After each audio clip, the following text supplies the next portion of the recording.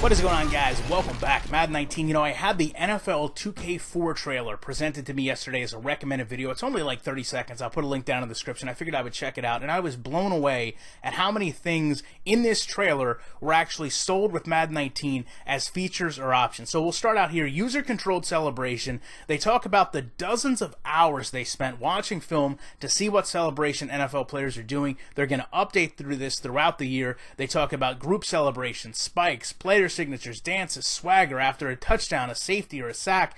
NFL 2K4 shows Warren Sapp get a sack and do a sack dance. It shows the team celebrating on the sideline after a touchdown, the Jets fans, the Raiders fans, but most importantly, it shows T.O. taunting, going into the end zone in a celebration, having the ball knocked out, and a fumble recovery on defense. Now, this is a big one. Gameplay in NFL Madden 19 developed with two primary objectives: player control across the field, immersive NFL experience from start to finish, which talks to me about game planning, scheming, elite NFL players, things that can change the pace of a game.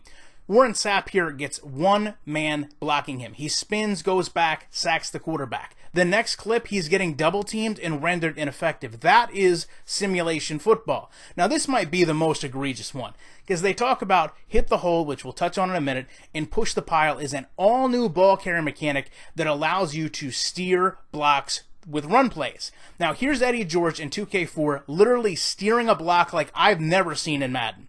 As we talked about with Hit the Hole, it talks about how players felt they were losing control when navigating tight gaps in the trenches or on run plays, and how real player motion in this new ball carrier mechanic were going to ensure more player control at a critical point of the game.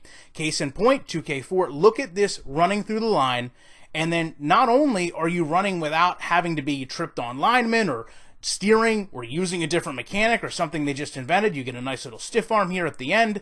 Branching special moves. I'll challenge anyone.